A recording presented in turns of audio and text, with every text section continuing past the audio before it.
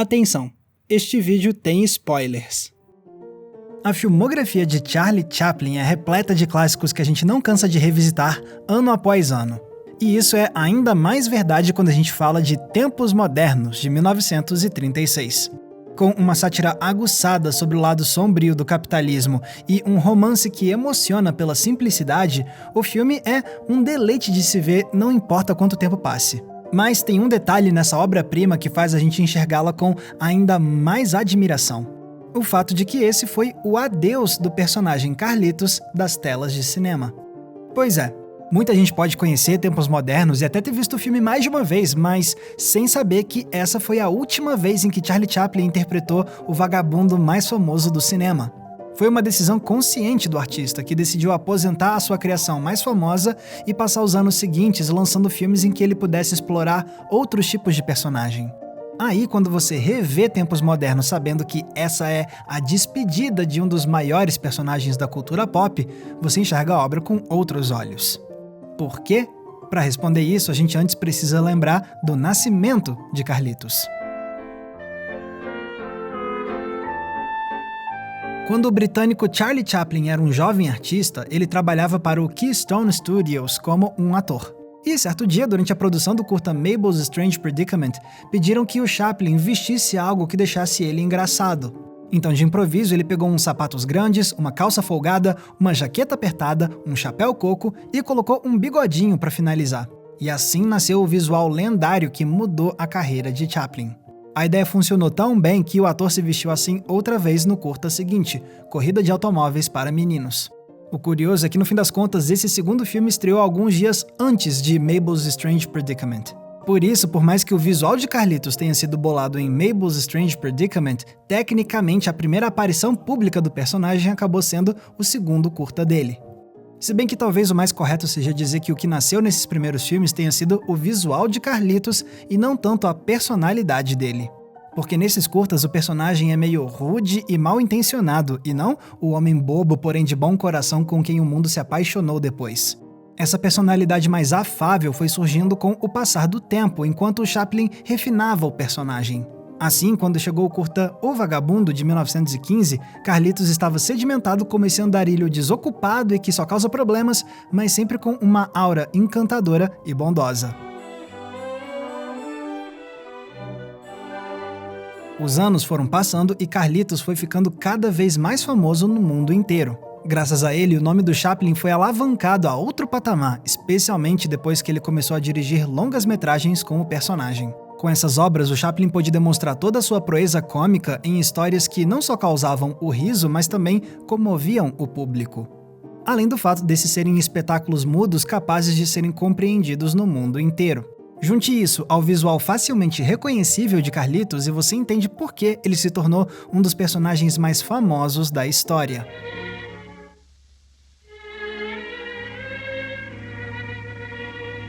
Só que enquanto Carlitos se tornava mundialmente famoso, o mundo ao redor dele mudava drasticamente.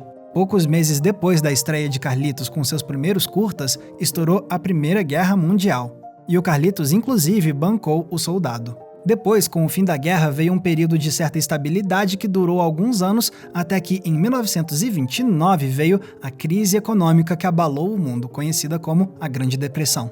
E foi nesse período desafiador que o Chaplin acabou fazendo uma turnê na Europa.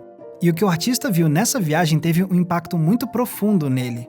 Milhares de pessoas desempregadas, fábricas precarizando trabalhadores cada vez mais, a ascensão do nacionalismo em diversas regiões.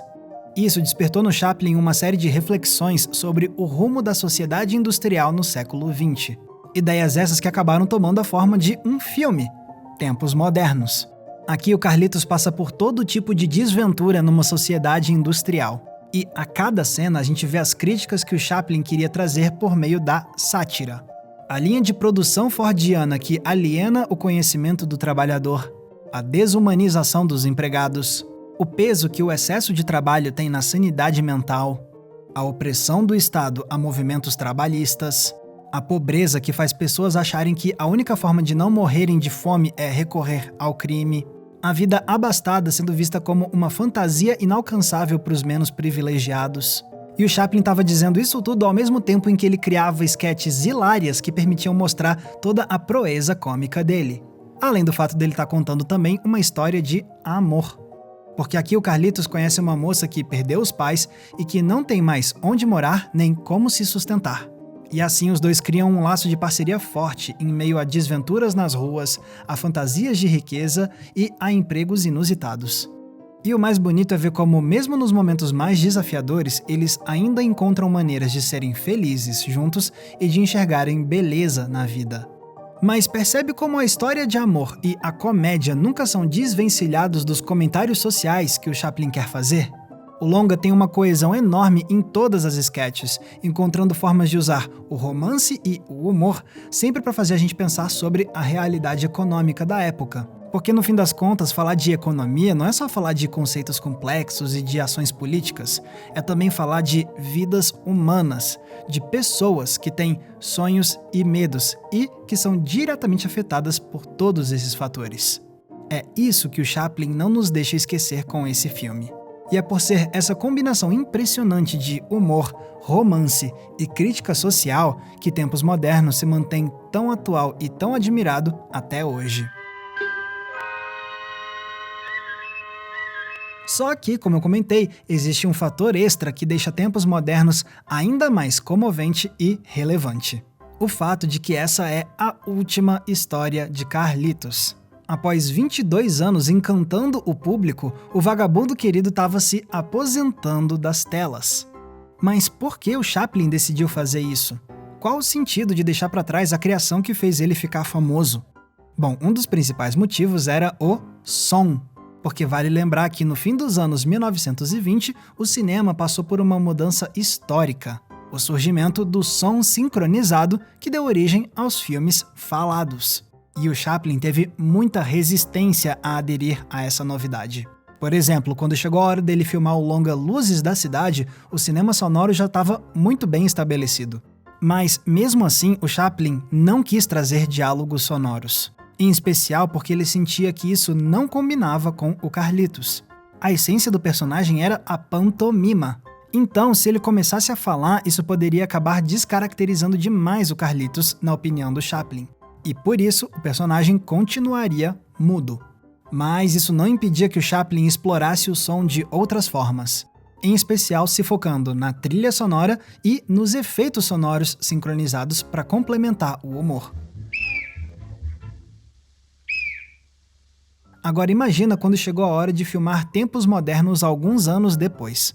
A essa altura, filmes mudos eram vistos ainda mais como algo ultrapassado. E dessa vez o Chaplin chegou a considerar seriamente usar diálogos sonoros. Tanto que ele escreveu esses diálogos no roteiro para boa parte do longa.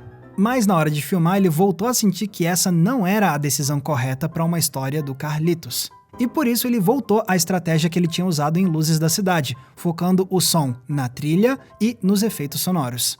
Só que para não ficar totalmente na mesmice, o Chaplin usou sim algumas falas audíveis. Primeiro com o diretor da fábrica. Section 5, more speed, 47. E depois com a voz que sai do equipamento de som para explicar como funciona a máquina de alimentar trabalhadores. Don't stop for lunch.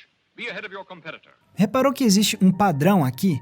Observa só, de onde saem as únicas vozes que a gente consegue ouvir nesse início? De um magnata que usa alto-falantes para tratar os funcionários como animais e de uma voz mecânica que ensina como tratar os trabalhadores de forma ainda mais desumana. Em outras palavras, nessa introdução, o Chaplin usa o diálogo sonoro de forma temática, com vozes humanas sendo filtradas por meio da tecnologia para exercer controle.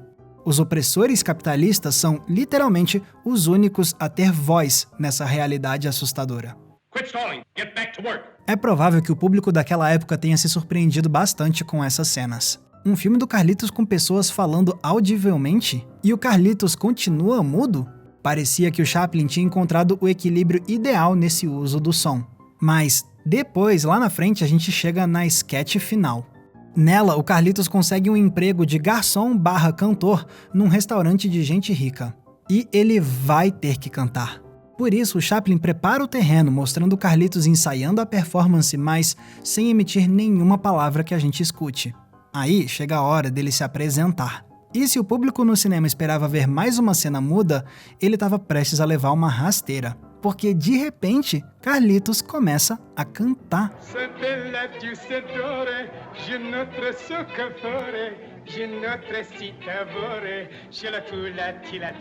Isso deve ter sido o maior choque do filme inteiro. Depois de décadas, pela primeira vez o público estava vendo Carlitos emitir sons com a própria boca. Você tem noção do quão inacreditável isso devia parecer? Era uma quebra de tradição gigantesca. Significa então que o Chaplin finalmente tinha dado o braço a torcer e entregado o Carlitos para o cinema falado? Mais ou menos. Porque o Chaplin teve uma sacada genial. Sim, o Carlitos está cantando, mas as palavras que ele diz não significam nada. Soa como se ele estivesse falando algo em italiano ou em francês, quando, na verdade, essas são palavras que não existem e que não possuem sentido algum.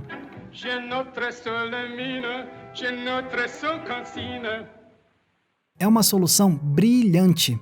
Por um lado, o Chaplin surpreende todo mundo ao fazer o Carlitos emitir sons pela primeira vez em mais de 2 décadas. Mas, por outro lado, a escolha de usar palavras sem sentido permite que a cena continue funcionando para públicos de todos os idiomas, já que a graça não está na compreensão oral, mas sim na musicalidade e na entonação humorística da voz. É como se fosse uma pantomima sonora. E por isso a impressão que fica é de que, se fosse pro Carlitos falar, só poderia ser desse jeito aqui.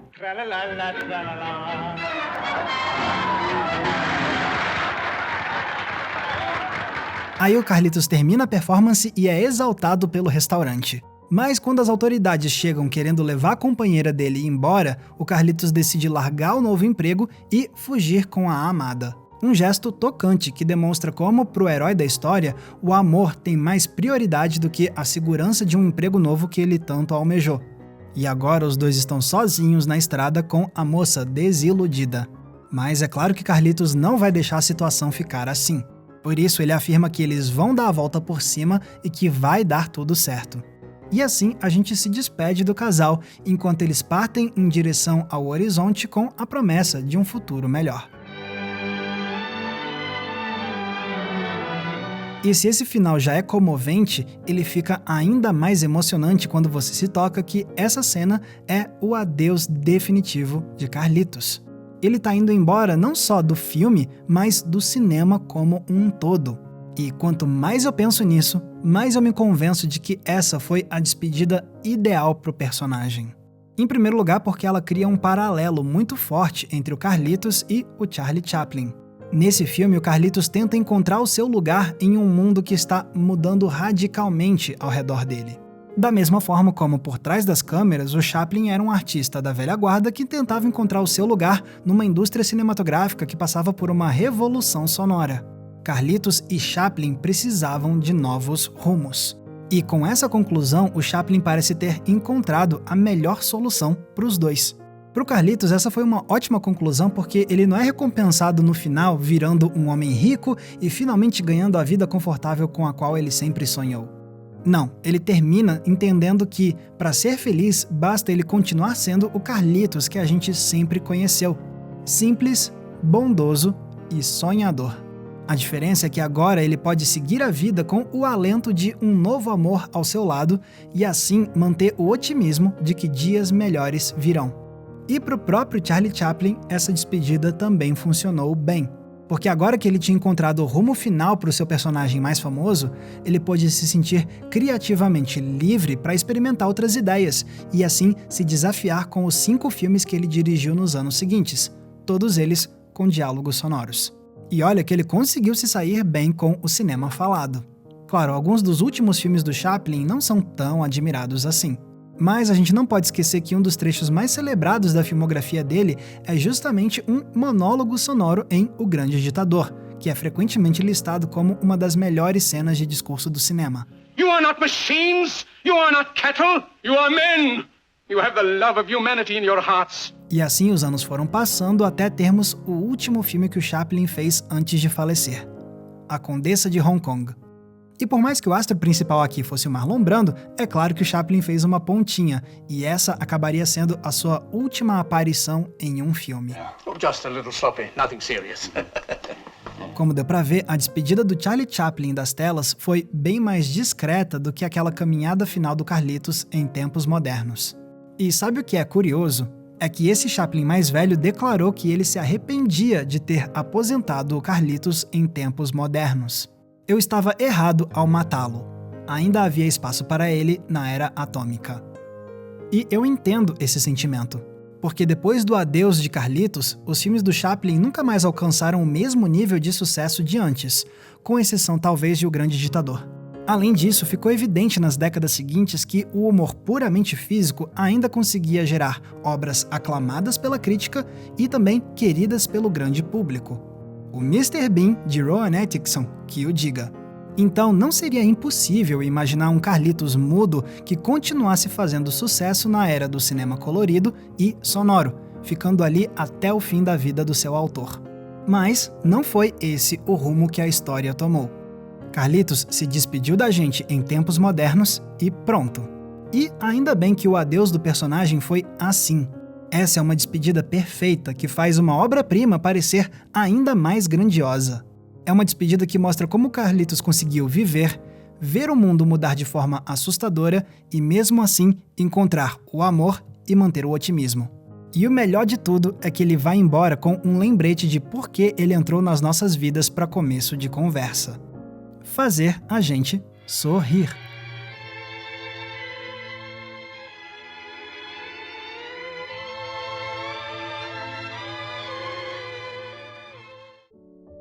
Galera, muito obrigado por terem conferido o episódio de hoje. E lembrando, se vocês querem ajudar a gente a manter o Entre Planos no ar, vocês têm algumas opções. A primeira delas é o botão de Valeu Demais, que está aqui embaixo. Ele é tipo uma gorjeta. Você escolhe um valor e deixa um comentário marcado com uma cor diferente. Mas se quiser ajudar com um valor mensal, você pode entrar na nossa campanha do Apoia-se.